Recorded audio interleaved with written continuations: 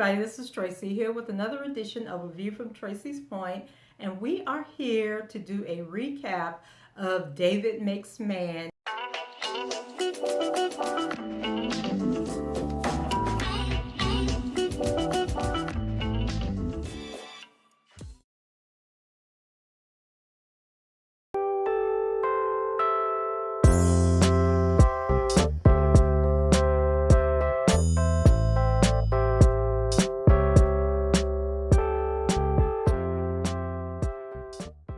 This is a new series that's airing on the Oprah Winfrey Network. It comes on Wednesday nights at 10 o'clock following Queen Sugar. And I believe they may have made that decision hoping to capture the Queen Sugar audience, that people would stay over and watch the show. But after watching it, I really think that this is a show that should be coming on at 8 o'clock instead of 10 o'clock. And it's something that children should be watching, that teens should be watching, and that their parents should be watching with them. And I mean, it is a powerful story. And when I first saw the advertisements for it, I was like, oh, this looks like it might be a good show, but I think it might be a little too complex. I said, but I'm going to go ahead and give it a try. And so it was a lot to take in the first episode. And there's only been one episode. The second episode airs tonight.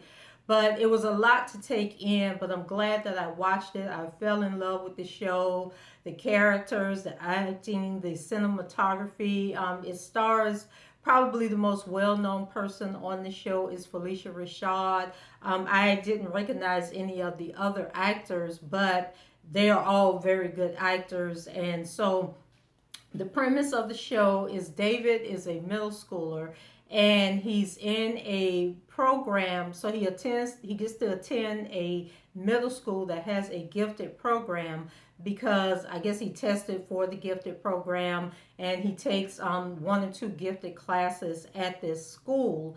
And so his hope is to get into a magnet program that's a high school magnet program that I guess is supposed to be really good. And it's set in Miami.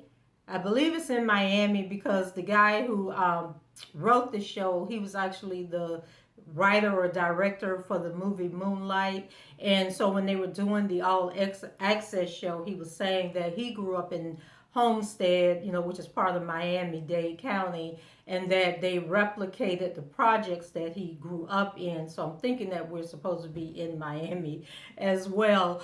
But anyway, so David lives in these housing projects, and across the street from the housing projects is this middle class neighborhood. And so they have like trees and a little brick barrier that separates the property that the projects are on. It kind of like camouflages it from the neighborhood that's across the street, which is common. And it was just everything in here was so realistic to life. And so David has a little brother named Jonathan, and his mom is actually a recovering addict. And so as the show goes on, we learn more and more about the family. But David has been left with the responsibility of caring for the little brother so that the mother can work. And evidently she works a whole lot. And when she is home, she's like knocked out from working, 16 hours. And so the kids pretty much have to get ready for school. They have to take care of their laundry. And so like David would get up early in the morning and he would take his shirt, because at the school that he attends he has to wear a uniform, and so it's like the light blue shirt, the khaki pants, and then or the dark blue pants and a tie. And so he gets up and we keep seeing him putting the shirts each morning into the dryer. And then I was trying to figure out, okay, were they his shirts or were they the mom's shirt? Because the mom also wore these blue uniform type shirts at the restaurant that she works for. And so it was kind of confusing whether it was his shirts or he was making sure that the mom had clothing to wear. But anyway, so he gets up early in the morning. He needs to get the little brother off to school, and then he comes back home to get himself ready. And then by the time he does all this, he misses the school bus because they provide transportation for him to go to the school. but he keeps missing the school bus. Then he has to go and catch the city bus. This driver on the city bus, is kind of like treating him nasty, because he's a kid going to this special school in the gifted program. And so he finally gets to school, and so he has a friend at school named Siren. And so Siren is biracial, but he identifies with being black. And Siren's mother looked like she might be Hispanic, and then or some other nationality. And then the stepfather is black, and I remember the stepfather's name is Ray. And so this is going to play a pivotal role. And so they're in class, and they have to do this presentation called Where I'm From. And let me back up a little bit. So David, when he gets on the bus the first day, there's this guy on the bus, and so he's talking to the guy, and the guy is kind of like encouraging him, telling him, you got to be ready. You can't be thinking and slacking, because if you're already ready, you don't have to get ready. And so the bus kind of like jolts, and then David bends over to pick a book up that has dropped on the floor. And when he sits back up, the guy is gone. And so then we see him the guy waving to him off the sidewalk as the bus is driving off. But we eventually learn that the guy is not real. He's actually a local drug dealer who was shot and killed. And so throughout the episode, the guy's name is Sky. So I thought Sky was David's father and that the father had been killed. But then later on in the show, we have a scene with another drug dealer who's like David's age, and his name is Raynon. And so David and Raynon have a conversation, and through that conversation, it appears that Sky was actually Raynon's father.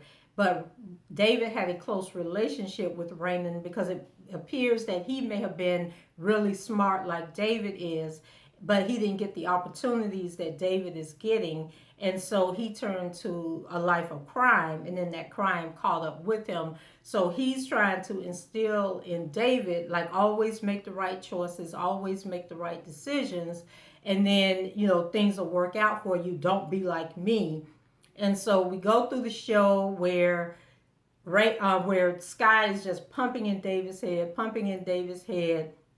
If you're always ready, you ain't got to get ready. And he always tells him, be first. Like, no matter what, always be first. Take your opportunity. And then he tells him, like, don't look down at the ground. Always look up. Always let people see your eyes. Don't worry about what people are saying. Always look into their eyes, because the eyes tell the story. And so when we get to class that first day, David has to do this presentation. And so he's sitting there thinking about what Sky told him about being first. So when Felicia Rashad, who's the teacher, gets through talking and she says, okay, who's going to go first?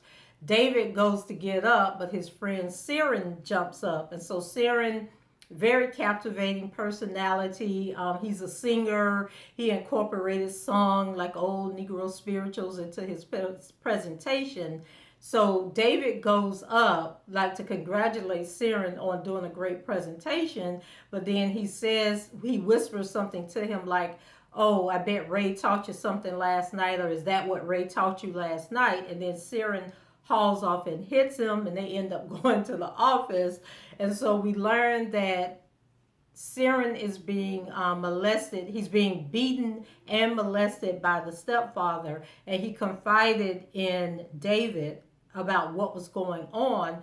And so David, trying to process all this information that Sky is giving to him, thinks that, okay, Siren jumped up and beat you to the opportunity to be first in doing the presentation, but now you've got to get Siren off his game. And so he made the comment to get Siren to hit him, but then when they get in the office, he realizes the ramifications of what he did. And so at this point, they introduce colorism into the story, because when the principal asks what happened, David lied and said that he antagonized Siren by calling him a wannabe nigger and a fake white boy or something like that. And so, Siren is kind of like looking at him, like, oh, thank you for telling the truth, but why you got us in trouble? So the principal sends Siren out talks to David. David tells her, they don't have a telephone, so she can't call his mom. And the principal is like, okay, well, why don't you have a phone? And not even a cell phone? And then he was like, no, we don't have a phone because the phone went off when the light bill came back on.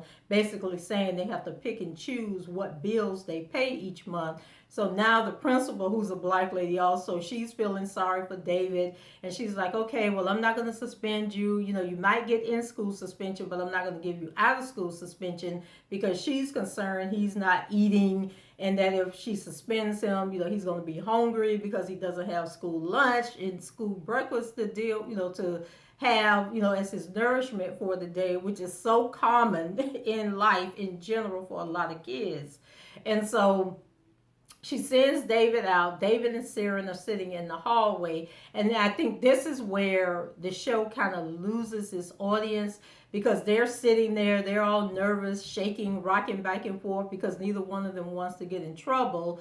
But they're kind of like, the way they do the imagery and the graphics is like they're having this conversation with each other without talking. And so Siren is thinking, why did you do this? David is saying, I don't know, but it's like coming across as written words across the screen. And so I was thinking, okay, a lot of people aren't going to be able to get into that, but it's letting you know what they're thinking, how they're feeling, how they're processing what was going on. And so David has to deal with that at school. But then when he gets home, his friends, who he gets home, and his little brother Jonathan is having a fight with another kid. And so the neighborhood teenagers who then dropped out of school and selling drugs out of the apartment building, they're egging it on. And so then David has to step in and break up the fight. And so he finds out that one of the little boys was supposed to be the lookout that night, but he went to school and was bragging about it. And so now they want Jonathan to be the lookout, but then David is like, well, he can't be the lookout because he's busy. And then this one boy, I think his name is something like Shiboli or something like that. He kind of like crazy, tattoos all over his face, walking around with his shirt. I don't know how they do it. It's like you put the shirt on, then you flip it over your head so your chest is exposed, and he's always working out. And he has an issue with David, so that's another dynamic to it, because when David goes to school, he has to sneak out of the apartment and run around the back to avoid going down the stairwell where the drug dealers are, because they're going to pick on him and tell him not to go to school, and he needs to be slinging dope with them and everything. So that was another part, him even trying to get to the bus stop to go to school, and he doesn't put his shirt and tie on until he actually gets out of the neighborhood into the bus stop, because he doesn't want them to see what he's doing. So he breaks up the fight, and he tells Shiboli, when Shiboli asks him, like, well, what is he busy doing? And he's like, he's busy being 9. He's not going to be out here, being a lookout for you guys all night when he has to go to school. So then Raiden comes and he jumps in, and so he basically tells David, well, if Jonathan can't do it, then you're going to have to do it. So then David says, okay, I'll do it. So they go upstairs. The mom is home. And so he has to tell the mom, like, hey, I'm in trouble. I may have to go to counseling. And so we learned that the mom is a recovering addict. And she works, like I said earlier, like 16 hours a day. She comes home just enough to bring them food from the restaurants where she works at. And so she has all these styrofoam plates, and she's telling him, okay, this is for dinner tonight, this is for breakfast, and then this is going to be your dinner tomorrow night, letting us know that she's going to be gone for a long time. And so David's like, well, you're not coming home. And she was like, I'm busy. I'm trying to make this money so we can move out of here. You guys can have a better life. And then we get introduced to a character called Miss Elijah. And Miss Elijah is this big transgender who probably does like drag shows, because when David goes down to her apartment to take her some money for watching her, and well, not watching them because they stay in the apartment by themselves, but I guess she's the neighborhood watch. She knows everything that's going on, but she has all these gowns and wigs and everything. And so she's sitting at this makeup table, and David's scared to come into the room. And so she tells David to keep the money, that she told the mother she didn't want her money, to watch out for them. And so she tells David, keep the money, but then she gets up and David kind of like jumps back and knocks something over. So it's obvious that he's confused and intimidated by this man that's dressed up like a woman. And so Miss Elijah, tells him, like, what's wrong with you? I'm just trying to get my numbers so you can go play the numbers for me, because don't you remember the last time you forgot the numbers and messed up? She says, so I'm going to write it down for you and you go by the numbers for me. And so she says, it's all about respect, David, like letting him know, I'm not going to do anything to you. I'm being nice to you, so in return, be nice to me. And so we're going to learn more about Miss Elijah as it goes on, because evidently all the kids know her. And I think it was Raymond that told David later on in the show that Miss Elijah keeps everybody's secrets. And so, there's always that one person in the neighborhood. But just a really good show. And like I say, throughout the show, he's talking to Sky. Sky is encouraging him, drilling it in his head about being first and all of that, which is really confusing him. Oh, so the night that he was supposed to sit up and be the lookout for Rainin comes up and brings David something to eat. And so it was a sausage sandwich or something. And so David was like, that he didn't need the sandwich, he wasn't hungry. And so the sandwich ends up on the ground, and so they get to talking. And this was the scene where Rainin kind of alludes to the fact that Sky might be his father, because he was saying, I think I was his only child, but I was always jealous of you because I always wanted to have a little brother like you have. They called the little brother JJ, how you have JJ. And so they have this conversation, and then a cat runs and grabs the sandwich. And so Raina was like, man, that cat got your sandwich. And David was like, that cat probably eat more than both of us combined. And so Sky had told David earlier in the show, he was like scared of this cat. And so he says, Sky told him, don't pay attention to the cat. Don't get distracted by the cat, because pussy will always get you stuck. And so he made that comment to Rainin when the cat stole the sandwich, and then Rainin like gave him this look. And so that was the other thing that made me think that Rainin was Sky's son. And because when he first came out to talk to David, he had climbed out of this girl's window, and David was telling him, Miss Elijah gonna find out. And then that's when Rainin said, she knows all our secrets.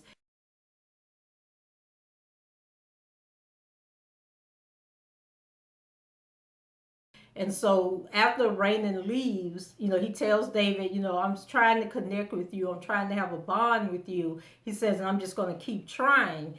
And so David starts daydreaming, and then he starts thinking about if he had had the opportunity to do his presentation in class, what he would have said. And so he goes through, where he's from, and he's like, I'm from the dirt, I'm from the water. And so he's having this whole dream sequence going on. And while he's up there daydreaming and thinking about what he would have said in class and how powerful his presentation would have been, the police pull up into the field of the apartment complex. So the other people that are downstairs, they got to do the alert to let them know the police are coming and hide or whatever.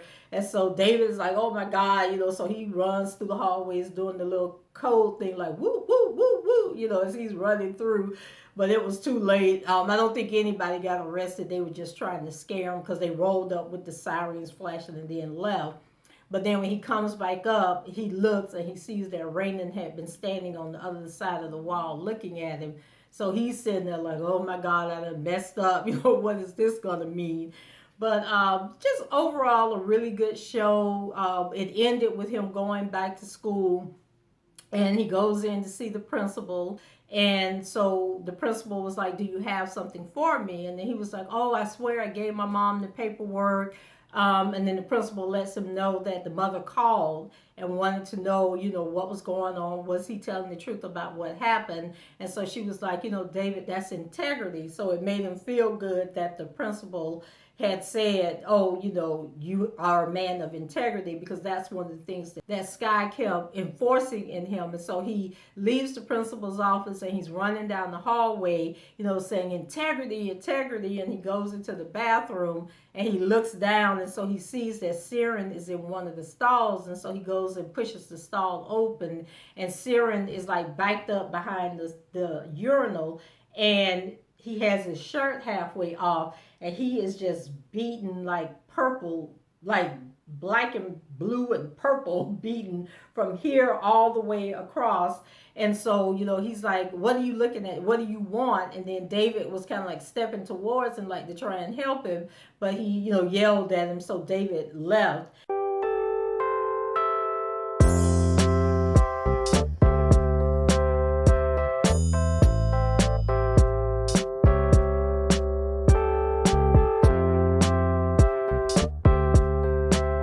And so just the dynamics and all the things that they incorporate into this show is why I think that kids really need to watch this show. And you never know what conversation or what dialogue is going to lead to.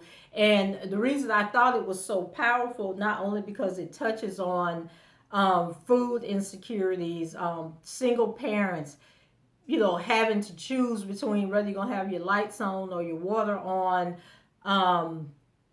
living in the projects, having to deal with drug addiction, not having a positive male role model. Because throughout the entire episode, I think that the only men that spoke in the whole episode was Sky, who's a ghost, and then the guy who was driving the city bus. I think they were the only two adult men. And then we had Miss Elijah, who is a man trying to be a woman, and then the principal, the teacher, and David's mom.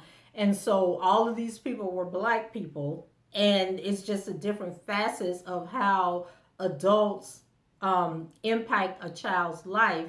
And the other reason I enjoyed it so much was because I took this course in college, and it was called Democracy of Education, and it basically walked from when slavery ended and how education was incorporated for African Americans, and it carried it all the way up to like the 80s.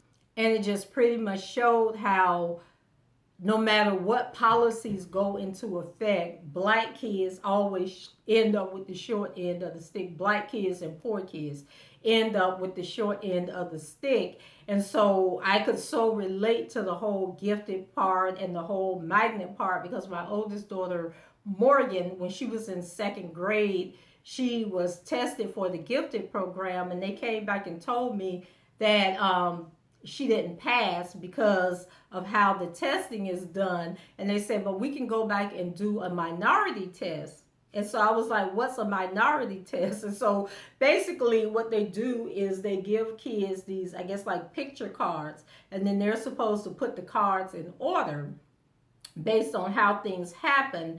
And so, for example, one of the tests would be you have a man, then you have a woman, and then you have a husband and wife. Then you have a house, and then you have a dog, and then you have a baby. So it's like the progression of how family is supposed to be. But they say that black children don't recognize that because usually the parent is a single parent. And so they don't know what it means for, the man and the woman to meet each other, and then for them to get married and then have a child together. And so I was so offended by that. And so I told the lady, I said, well, no, you can't give her a minority test. If she didn't pass the test first time, then she'll just stay into regular school. But then about 2 weeks later, they said, oh, we're going to go ahead and put her in the gifted program. And so in this class that I took in college, they gave us this test that was similar to that, but they were talking about the poll taxes when people were trying to vote and how they would have to do these tests. And so we had to take this test, and it was basically, it was like, say it was 15 pictures, like little squares of pictures. And then we had to identify what was missing from the picture. And this is how they determined whether or not people could vote, during the civil rights era. And it was similar to the type of test that kids were given in order to determine if they were gifted and get to go into the gifted program. And so then my daughter was put into magnet, and she was in magnet from third grade up until high school. And then when she went to high school, she was in the IB program. And what annoyed me about this was the way they determine which kids go into these magnet programs was really a lottery. And basically, they had determined how many black kids could get into the program, how many would be girls, and how many would be boys. And then to get into the IB program, the kids had to have gone through the magnet program. And I remember when my daughter was accepted into the IB program, they were only accepting 6 African American kids, and of that 6, I think only 2 could be girls. And so my daughter was one of the 2 girls that were admitted that year. And so it's really crazy to look at it. And then we talked about how gifted programs and magnet programs even came about. And basically, it was not to help black kids, but it was to benefit white kids. And so what they would do, they would go into neighborhoods in these rundown, dilapidated schools. And in order to get more funding to build these schools up, they would put magnet programs into the schools. And then, of course, they would let the white kids come so they would get the better teachers and the better education. But what it turned out doing was they ended up separating the magnet kids from the tradition, what they call traditional kids. But then they took the money from the traditional program to fund the magnet programs. And we see this to this day. You'll have these magnet programs in predominantly black neighborhoods, but they are predominantly filled with white students that come in from other areas. So, said all that to say, I really love this show. I really, really, really think that it can really impact the lives of kids. But y'all need to move the time from 10 o'clock to 8 o'clock so more people can watch it. And if you watch the show, let me know what you thought about it. Leave your comments below, rate the video, and subscribe to the channel if you haven't done so already. And until the next time, I shall talk to you guys later. Bye-bye.